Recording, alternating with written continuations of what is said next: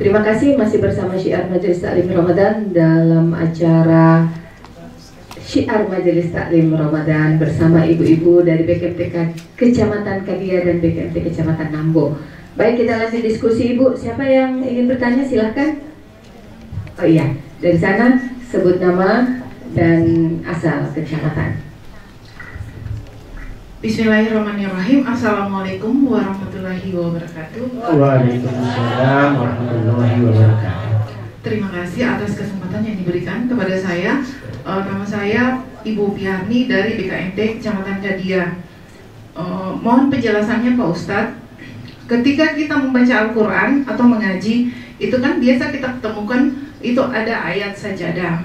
Nah, itu kan kalau katanya kalau kita ketemu itu harus kita sujud.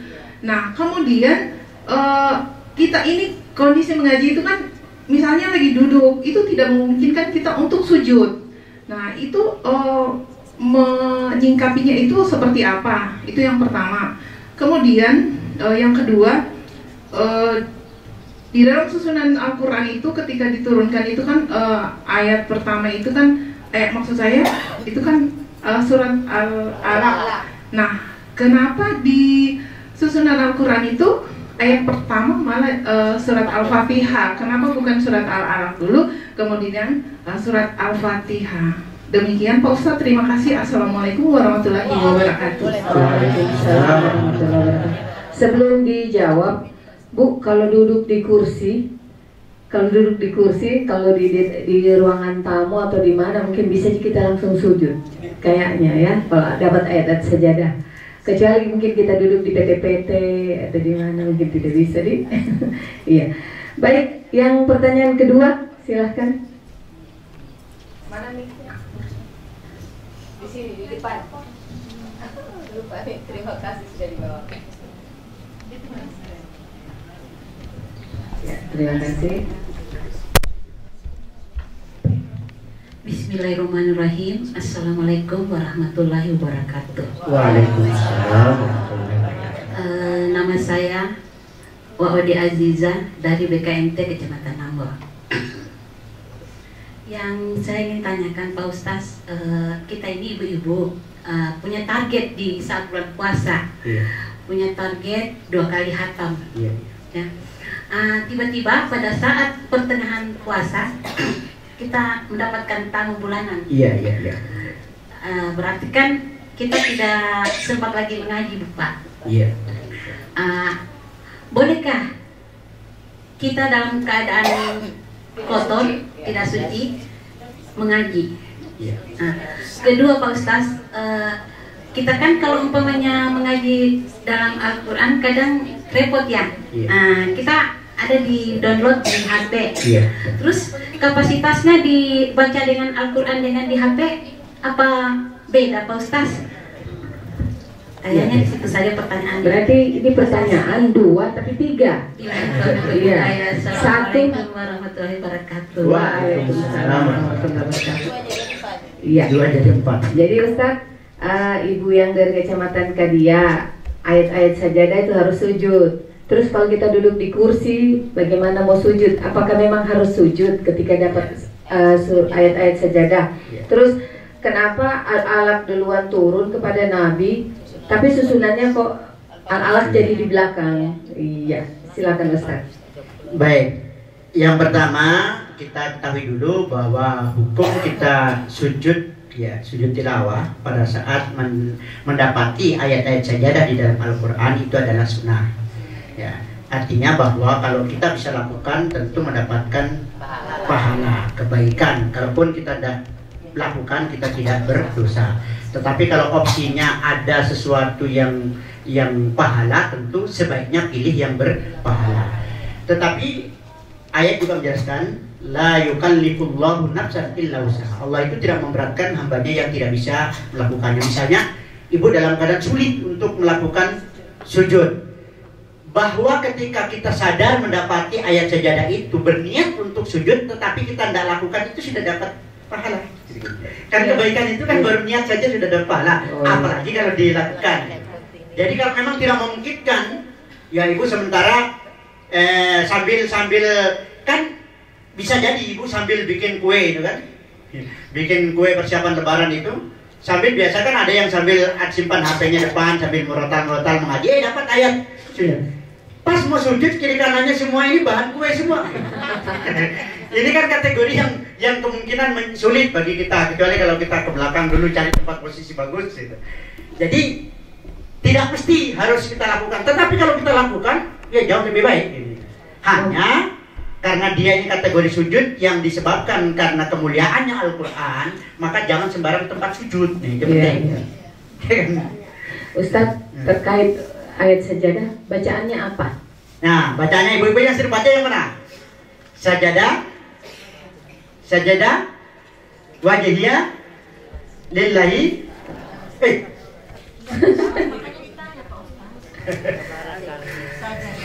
Sajadah wajhiyah lillahi khalaqas sam'ahu. Terus sajadah wajhiyah lillahi.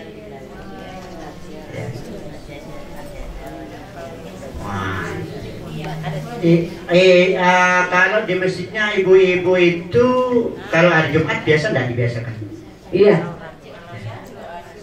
Kan biasanya salat subuh saja, salat subuh saja itu dibaca. Iya kan sebenarnya kan kalau sajadah itu tidak cukup, kebetulan biasanya kalau Jumat subuh itu selalu ambil surah ya sajadah. Pak imamnya itu yang hafal, kalau kan ada Pak imamnya dia hafal, mengambil surah sajadah. Nah, dalam surah sajadah itu memang di situ ada bacaan yang berkaitan dengan sajadah. Makanya biasanya ibu udah banyak yang ikut kan subuh.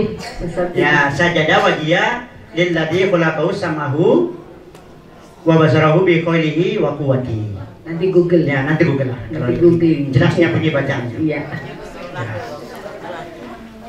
Oke, baik. Terus yang kedua, ya, selanjutnya masih pertanyaannya ibu siapa tadi? Yang dari tadi ya Ustaz. Oh, Al-Alaq. Iya. Begini Bu, turunnya ayat Al-Quran itu, satu di antaranya penyebabnya itu didasarkan karena kondisi yang terjadi pada umat yang dihadapi Nabi. Nah, itu pertama dulu dikatain turun, nanti nyambungnya di mana? Ya. Ayat yang pertama turun mengapa surah Al-Alaq ayat 1 sampai 5 di situ kan ada. Al-Alaq 1 sampai 5 apa bunyi Ibu? Iqra bismi rabbikal ladzi khalaq. Diawali dengan kata Iqra. Ya. Karena ayat ini perintahnya pertama kepada Muhammad, kemudian dinasihatkan untuk umatnya. Ya. Karena Nabi Muhammad ya sudah dilantik menjadi nabi dan rasul, maka ayat yang paling utama adalah baca semua kondisi Muhammad. Baca semua kondisi dengan menyebut nama Tuhanmu yang menciptakan. Ya. Setelah itu barulah turun ayat-ayat yang lain. Ayat yang lain itu juga sesuai dengan kondisi. Jadi kan turunnya ayat itu Bu, ada yang disebabkan karena sesuatu yang terjadi. Nabi Muhammad minta petunjuk pada Allah. Ini kalau begini gimana ya? Gitu. Maka kemudian turun ayat menjelaskan. Jadi ada ayat yang kemudian turun karena kondisi tertentu menjelaskan tentang kejadian. Nah, kemudian ayat-ayat ini Al-Quran itu kan dibukukan itu pada masa siapa Bu? Yang Al-Quran sekarang kita baca itu kan sudah dalam bentuk jilitan gitu kan. Pada masa baginda Rasulullah belum seperti itu. Rasul mendapatkan wahyu itu dari malaikat Jibril, kemudian malaikat Jibril menyampaikan kepada Rasul, Rasul kemudian kadang menyampaikan kepada sahabat atau kadang menyampaikan secara umum. Di pengajian ini baru turun firman Allah, ini. Tapi ada juga sahabat catat. Adalah sahabat yang menghafal, adalah sahabat yang mencatatnya di kelapa kurma, ada yang di kulit binatang, berserakanlah itu. Terus sampai Rasulullah wafat, Al-Quran itu belum terbukukan. Masih berupa lembaran-lembaran. Di masa khalifah berikutnya setelah Rasulullah, Khulafaur Rasyidin yang pertama siapa Bu? Abu Bakar dulu. Abu Bakar itu belum ada ide untuk mengumpulkan Al-Quran.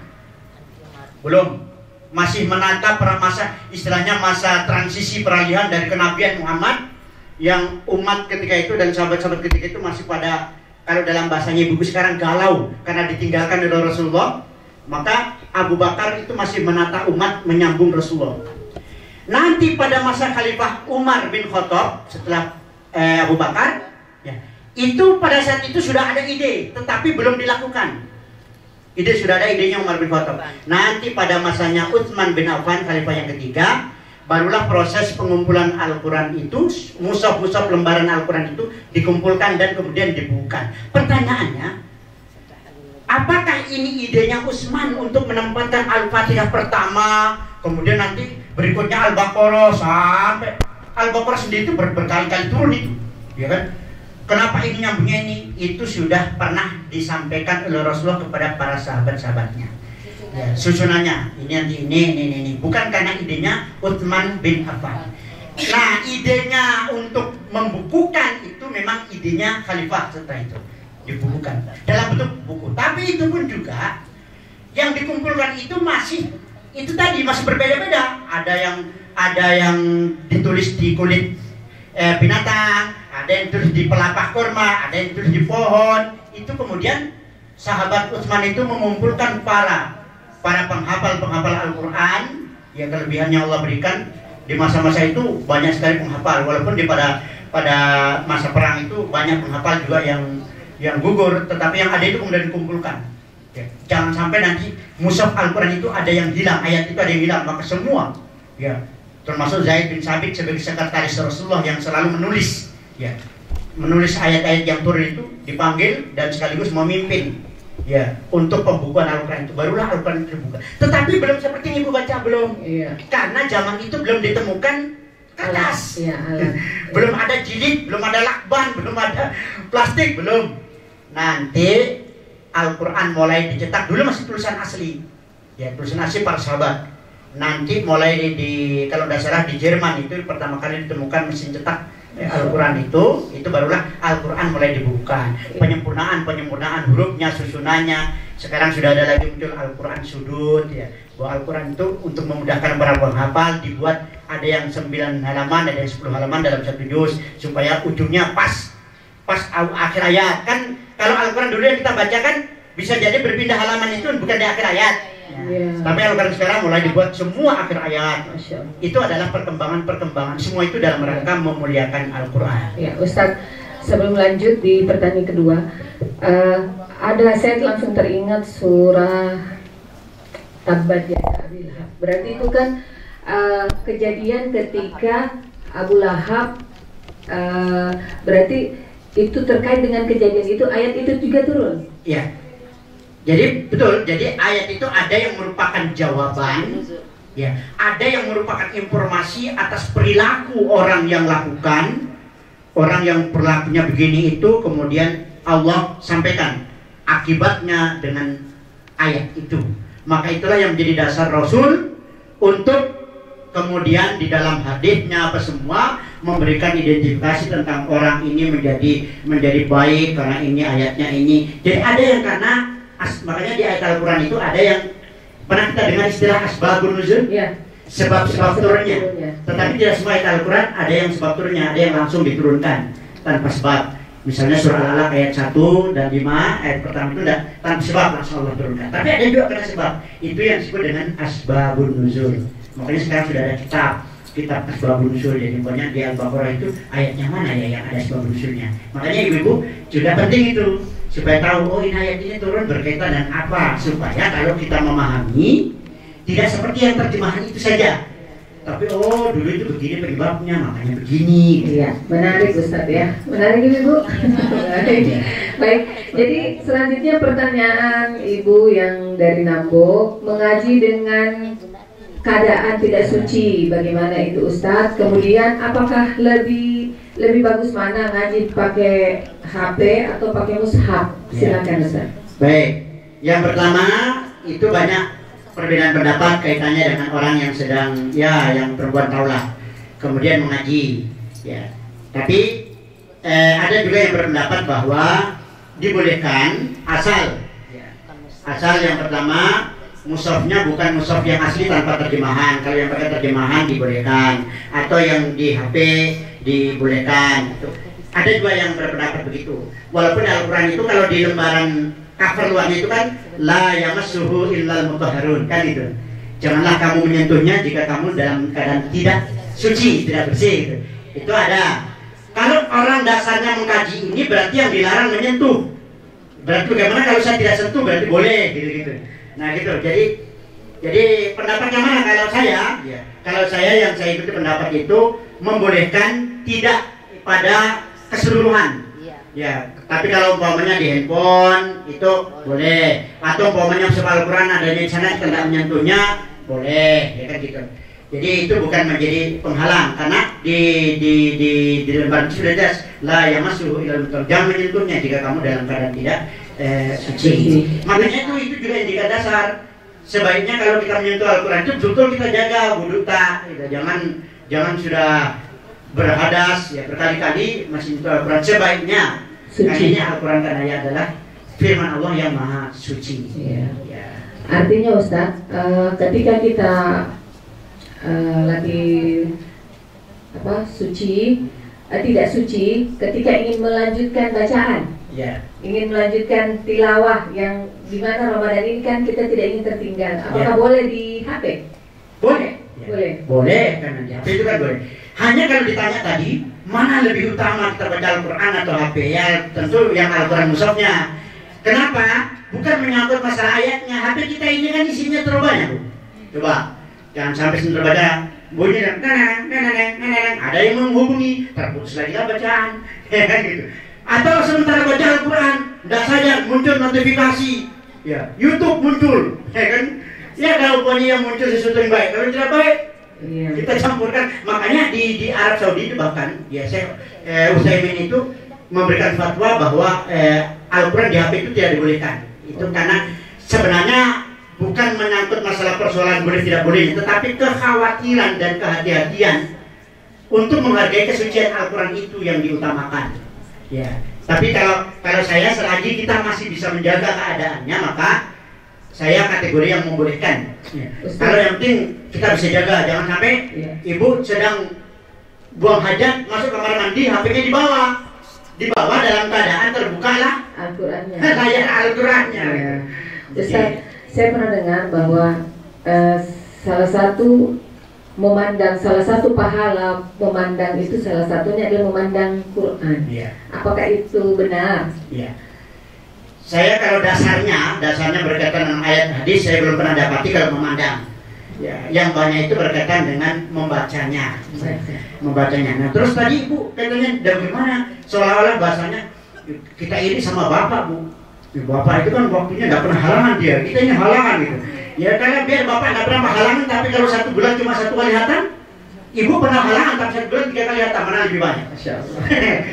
Jadi jangan diukur berhalangannya, tapi ukur berapa banyak membacanya. Pak, amalannya dibaca di HP dengan Al-Quran sama, karena yang kita baca itu adalah Al-Quran. Ya. Ustaz, kita sudah cukup, kita closing. Kalau ada yang belum disampaikan, kita closing 3 menit Ustaz. Baik, closing saya ada satu saja hadis Nabi yang saya ingin sampaikan pada kesempatan kali ini berkaitan dengan bagaimana kita menghidupkan Ramadan kita ini dengan banyak-banyak membaca Al-Quran.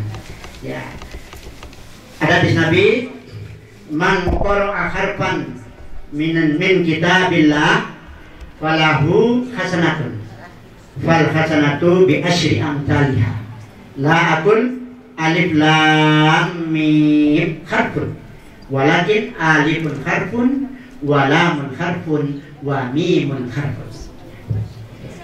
Barang siapa yang membaca 1 huruf saja dari Al-Quran, maka baginya mendapatkan 1 kebaikan, dan 1 kebaikan itu semisal dengan 10 kebaikan. Karena itu kata Nabi, saya tidak mengatakan alif lam mim itu cuma 1 huruf, tetapi alifnya 1 huruf, lamnya 1 huruf, dan mimnya 1 huruf. Artinya apa? Kalau kita baru membaca alif lam mim, sedangkan 1 huruf itu mendapatkan 10 kebaikan, maka baru mengucapkan alif lam mim berapa kebaikan kita peroleh? 30. Itu kalau di luar Ramadan. Dalam hadis yang lain dikatakan amalan yang kita kerjakan di bulan Ramadan itu dikalikan 10 kali lagi, 10 kali lipat. Maka baru alif lam mim yang kita baca di Ramadan berapa? 30 kali 10? 300. Tapi itu 300 kebaikan. Pertanyaannya, satu kebaikan itu apakah sama dengan angka 1 dalam matematika? Bisa jadi satu kebaikan itu nilainya berjuta-juta dalam angka matematika. Tapi tadi katakan, karena itu bacalah Al-Quran. Apalagi kalau khatam 30 juz, apalagi kalau sudah berkali-kali khatam 30 juz di bulan Ramadan lagi. Subhanallah, kita nggak perlu hitung karena kalkulator kita pasti error. Nggak akan bisa mungkin menghitung nominal kebaikan-kebaikan yang kita peroleh sesuai dengan janji Allah dan Rasulnya. Bukan janji guru matematika yang dihitung gitu ya.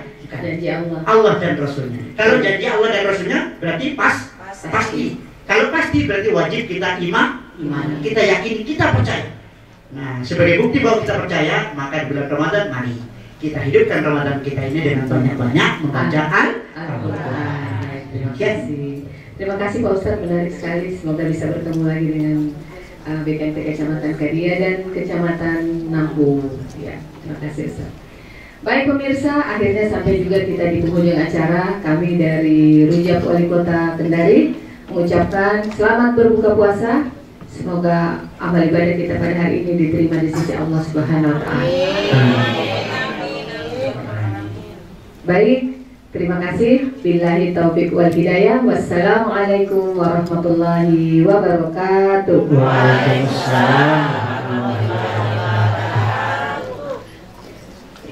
Terima kasih Ibu, hati-hati di jalan. Mari kita baca kafaratul majelis. Bismillahirrahmanirrahim. Subhanallahumma wa bihamdika asyhadu an la ilaha illa anta astaghfiruka wa atubu ilaik.